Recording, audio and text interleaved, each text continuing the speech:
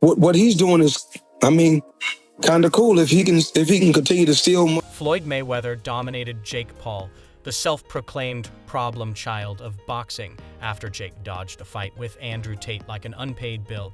This is the same Jake Paul who loudly claims he'll fight anyone, anywhere, anytime, apparently excluding opponents who could knock his ego him to the canvas. Mayweather's performance exposed Jake, proving once again that hype can't replace skill in the ring. He's doing is, I mean, kind of cool if he can continue to steal money and and they match him the way they match him. I can't knock his hustle. So if they can match him the way how they've been matching him, more power to him. Then there's Floyd Mayweather, the undefeated king of boxing, watching from the sidelines like a disappointed parent. Floyd didn't just call Jake Paul out, he tore him to shreds, labeling him a cherry picker who only steps into the ring against opponents he's sure he can beat. Let's be honest, Floyd's not wrong. Jake's fights aren't about proving himself as a real boxer, they are about curating flashy highlight reels for YouTube like he's done once again Floyd, here. I will fight you. And you know that's one of the biggest fights to make in boxing. I'll weigh 175, you weigh 165, we can get that done. Make a couple $100 million, but what will your excuse be? Mayweather has been critical of Jake Paul's approach to boxing, seeing him as emblematic of everything wrong with the sport today: style over substance, hype over heart. The infamous gotcha hat incident where Jake snatched Floyd's cap during a press event further fueled Floyd's disdain. To him, the stunt wasn't just disrespectful, it reinforced his belief that Jake is more entertainer than true competitor. What happened? You're not tough anymore since your loss? What happened since your loss? Yo, we gonna bust him up, guys? I told you before, put that Yo, let's bust him up. Jake's decision to reject the Top 8 fight feels like a missed opportunity for the kind of spectacle both men excel at. A clash of egos, a circus fit for primetime TV. However, Jake seemingly didn't like the odds, and Floyd wasted no time calling him out, accusing him of ducking real challenges to safeguard his record and avoid risking his image. Where you going, Jake? Oh, he's running! He's running! Look at him!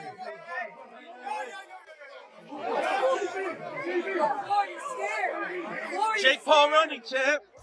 The criticism doesn't end there. Floyd also called out Jake's habit of cherry-picking opponents, facing those with no boxing experience or fighters well past their prime like Tyron Woodley and Ben Askren, neither of whom posed a real threat. When Jake finally fought a legitimate boxer, Tommy Fury, he lost.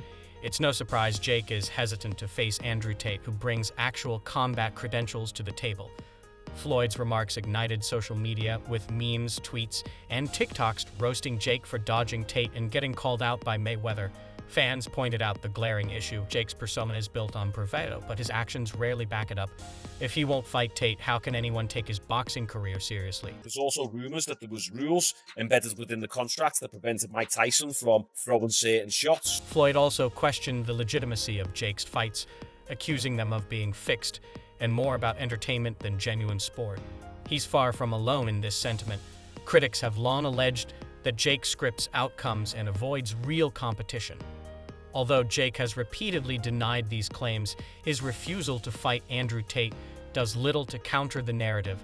At its core, boxing is about proving yourself against the best, demonstrating grit, determination, and the courage to face any challenger. Jake, however, seems content to stick with safe bets, choosing opponents he's confident he can beat. Mayweather's disdain for Jake goes beyond just their personal rivalry. Floyd sees Jake as someone who disrespects the sport, reducing it to a spectacle for clicks and cash. Love him or hate him, Floyd built his career on fighting top-tier opponents and maintaining an undefeated record. Jake, in contrast, appears more focused on preserving his influencer status than earning boxing credibility. Because he's 58. Check out this, what he says next. Until this clinch. People are saying in this clinch, Jake asked Mike to calm down. During a clinch, some claim Jake asked Mike to calm down, a moment that epitomizes his reluctance to engage in true challenges. Rejecting Andrew Tate wasn't just a strategic decision, it was a blatant admission of Jake's limitations. Tate's brash personality and proven combat skills made him a formidable threat, one Jake wasn't willing to face. By dodging the fight, Jake has only fueled doubts from Mayweather and the boxing community. Floyd's harsh critique resonates. Jake is in a prime position to elevate his career by taking on real challenges, yet he consistently chooses the easy road. While his fans may defend it as smart business, the boxing world sees it for what it truly is: cowardice. I mean, a little bit, yeah. Like there was a point where, I was just like, okay, he's not really engaging back. And so I don't know if he's tired or whatever. And I could just tell, his age was showing a little bit. The question now is whether Jake will ever step up. He's been called out by some of the biggest names in the sport, yet continues to sidestep real competition.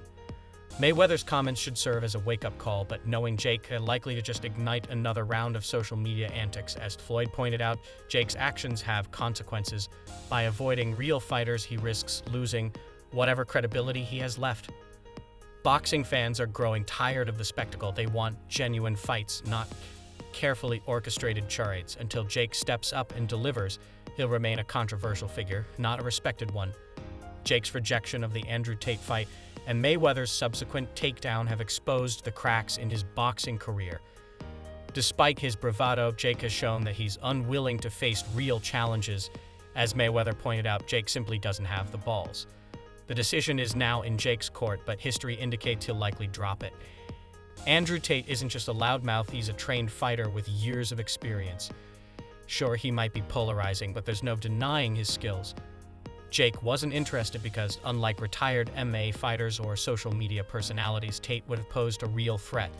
Jake's camp can spin it however they want, scheduling conflicts, business priorities, but the truth is clear: Jake doesn't want a fight he can't control. Criticize your decision-making when most boxers, we don't follow their career at this point.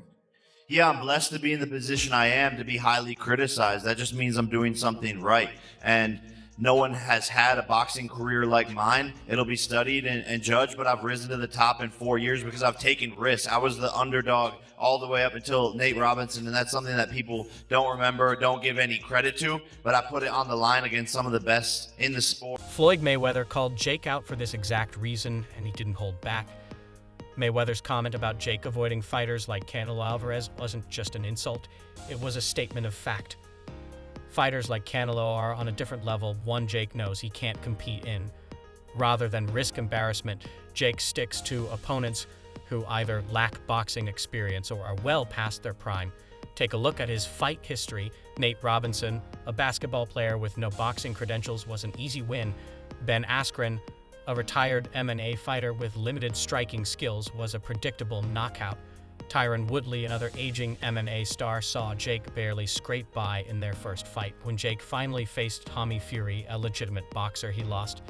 This defeat revealed a harsh reality: Jake's skills aren't as impressive as his social media presence suggests. This is proof the Paul brothers rigged their fights. In the first round of the Mike Tyson fight, Mike was getting to Jake and landing some shots until this clinch. Well, first off, Mike Tyson only landed like 19 total punches the entire fight. And I think in the first round, he landed 2 or 3. So even when Mike was doing his best, he still wasn't doing too great. Why? Because he's 58. Then there's the spectacle factor. Jake's fights are more about entertainment than sport. From flashy entrances to over-the-top trash talk, he knows how to sell tickets, but boxing purists see through the act. Floyd Mayweather, a man who's faced and defeated some of the greatest fighters in history, has every right to call Jake out. Floyd didn't build his career on gimmicks. He built it on skill, strategy, and discipline. But let's dive deeper into Floyd's critique. His comment that Jake doesn't have the balls to fight Canelo Alvarez is about more than just fear of losing. It's about Jake's unwillingness to grow as a fighter. True boxers take risks. They face opponents who push them to their limits, forcing them to adapt and improve. Jake, on the other hand, seems content to stagnate. This isn't just Floyd's opinion, it's a sentiment shared by many in the boxing world. Fighters who have spent years honing their craft resent Jake's meteoric rise because it feels unearned. While they grind in the gym, Jake racks up wins against subpar competition. Floyd's critique resonates because it taps into a broader frustration within the sport, proof that the Paul brothers have rigged their fights. In the first round of the Mike Tyson fight, Mike was landing some shots on Jake until this clinch. Jake Paul and Mike Tyson have sparked intrigue in the boxing world with the possibility of a showdown. Paul, a controversial figure who thrives on attention-grabbing antics, contrasts sharply with Tyson, a heavyweight icon who represents a completely different level of skill and legacy. Speculation about a fight between the two has gained momentum, with Paul seemingly unfazed by the idea of stepping into the ring with a legend. Meanwhile, Tyson, who has hinted at staying active in exhibitions, might view Paul as a challenge to test the new era of boxing. However, the fans present an interesting dynamic. Jake's supporters might justify his choice of opponents as smart business, but even they have to question how long this charade can last. At some point, Jake will need to face a real challenge or risk becoming a caricature of himself. Rejecting Andrew Tate wasn't just a tactical decision, it was a missed opportunity to prove his critics wrong, giving them more ammunition. Floyd Mayweather's critique resonates because of its truth. Jake can't hide behind social media stunts forever. The more he dodges real fights, the more his credibility erodes. While his fans might stick around for the spectacle, the boxing community will continue to view him as a joke.